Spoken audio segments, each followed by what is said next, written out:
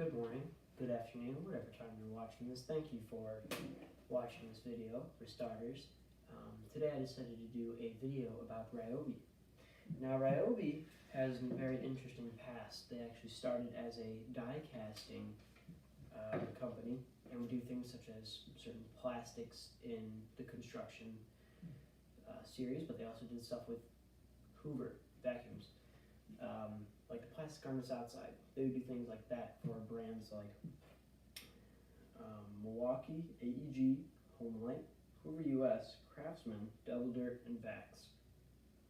Now me personally, I have no idea what Devil Dirt and Vax are, nor Homelight. However, that the thing that I speculate about that is because I collected that information from Wikipedia. But your own opinion be on that. But what I collected from Ryobi's actual site are certain years that are stepping stones in how they are today and what they are today. They originally started in 1943, like I said, doing die casting for plastics and all that stuff. Next, in 1968, Ryobi started manufacturing power tools. That was like the original year that they started making power tools. Although I'm sure they made things before that, such as your hand drills and your chisels. Maybe they might have made hammers, I have no idea. But anyway, then fast forward a little longer, 1994, Ryobi sells power tools in China. Fast forward even further than that, in 2000, Ryobi sells power tools and garden supplies in North America.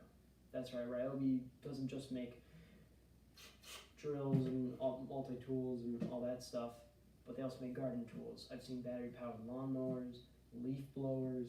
I have a weed trimmer somewhere around here, which I actually like the weed trimmer a lot. My only complaints about it is just plastic trigger, but that's not a big deal because it's not like I'm going house to house doing people's lawns with it.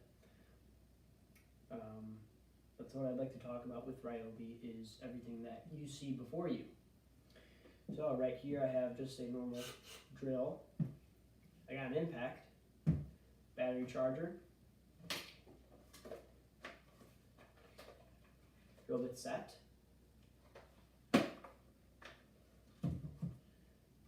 have a sawzall, or reciprocating saw as I usually call it, and then I have this multi-tool. Now the interesting thing about this multi-tool is that given that there's so many different uses for it, that it's a multi-tool, it would be an investment for someone that's just doing minor work. But my problem with multi-tools is that a jack of all trades is a master of none. So that's my only problem with things like this. I mean, they're great ideas, don't get me wrong. It's just that they are good at multiple things, but not definitely good at one. Now, what I'd like to talk about with Ryobi is its cost to quality ratio is very good. It's very nice for the do-it-yourselfers, people just at home that just have casual projects.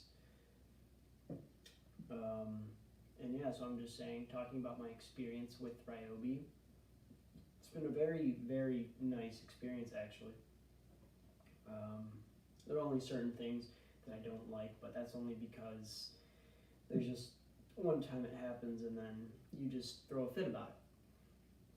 Now, when I originally started Ryobi with this drill, this impact, these bits, charger, and this bag. And that was all a bundle deal for a sale around Black Friday of 2017. Fast forward to, later on in 2018, I picked up a multi-tool, but it did not come with a battery, sadly, so I'm limited to 2 batteries, 3 machines. Or 3 tools, sorry. That's one thing I'm not very keen about. But what I do like is that their batteries all are compatible. That's what separates them from DeWalt, Milwaukee, Makita, is that they have the one battery. The other thing I like about some of these is that, like, even with the drill and the impact, right here, they got this little magnetic strip. Then they got this in the front for if you want to put a bit there. So that can easily save you time if you're up on the roof doing something, or if you're installing a door, and then my next strips can hold nails, screws, whatever it be. So I definitely like those. But what I'm going to say is that these aren't necessarily the highest quality that Ryobi has. I didn't pay like $600-700 for each of these drills. So that's kind of the difference, is it's the quality to cost ratio. Now the cost is really good for its quality. It's actually very nice. It's, like I was saying, good for your do-it-yourselfers. Not all of these aren't expensive tools, like I said. Again, what I'd like to talk about is my experiences. Now this bit set I actually bought later on. This is my second purchase for Ryobi, and that's all these different bits right here. Now we have sockets, we got hex, we got square, we got Phillips, we got flat, we got Allen, and then we have extensions, I'd say 3 or 4 inch long for Torx, Phillips, flats, and squares. It's actually very nice. And we also have these 3 adapters that go on the drill that are for sockets.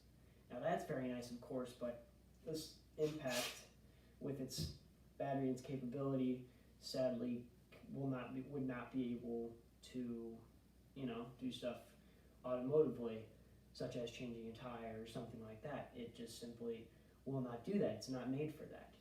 This Impact is just for driving nails. I'm sure Ryobi has its own line for automotive that may be equivalent to Snap-on, if not better in my opinion, because of the price to quality. Because I feel like things like Milwaukee and Snap-on, and even like Makita and DeWalt, they're just kind of like brand name type of deals. Now, I don't have a lot of experience with those, except for DeWalt. I have quite a bit of experience with DeWalt, but that's only because of things that I have with family and all that stuff. So it's not a ton of experience, but I feel like it's sufficient enough to form an opinion on it. Now I like DeWalt because it lasts a while, but this isn't about DeWalt. This is about Ryobi right now. So yeah, with Ryobi, when I got this bit set, that was very nice because I started doing more technical stuff with engines and all that. But yeah, I haven't really had any problems with Ryobi. Rather than it's just like things like, because if you have $100 pair of shoes and you only wear them once, that was $100 wear. But if you have $100 pair of shoes and you wear it, say 1,000 times, it's gonna be way cheaper per wear. What I mean by that is if you spend like $700 on a drill and you only use it once, that wasn't worth your money. But if you spend $700 on a drill and you're like doing contracting, going house to house, that's how you get your money, then that was a good investment because it stays in the company for a longer time. Of course, given certain variables, one of your employees could have left it out in the bed of the truck and then it rained and whatever happens to it. But yeah, I like the brand Ryobi because it's good for what I do. It's a nice brand if you're considering doing it. Just look at what you're doing. If you're going to be using their tools a lot, in my opinion, I wouldn't suggest Ryobi. I would suggest another brand. However, Ryobi also makes things like generators, air compressors, lights, laser levelers, and now those, in my opinion, you can't really go wrong with. Well, of course you can go wrong with like an air compressor or a generator, but like the lights and the levelers, I don't feel like those can really lose quality. I think those are only more of a matter of durability and price, in which case you'll get the same for all of them.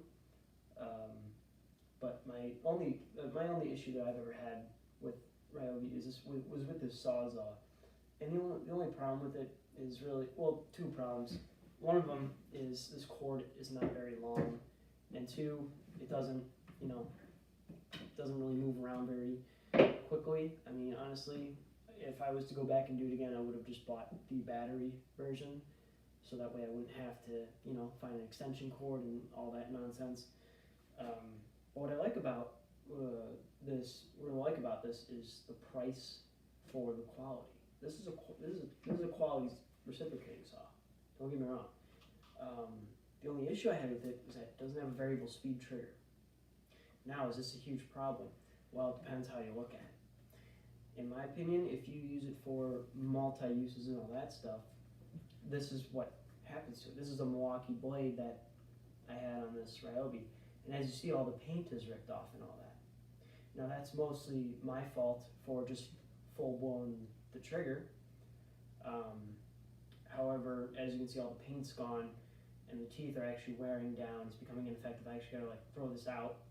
I'm not blaming Ryobi for that. That's pretty much my fault. I'm just saying it'd be nicer if some of their lower end models had variable speed trigger, but beggars can't be choosers, you know? So that was my problem, is that a nice blade, you know, especially coming from Milwaukee, being a more pricey brand, that blade's pretty much trash now. However, I still like this. I still love this reciprocating saw. It does the job. It gets the job done. If you're doing things, you know, just like cutting nails and studs, you know, because maybe you went straight at it rather than an angle with a nail gun, it's good for that.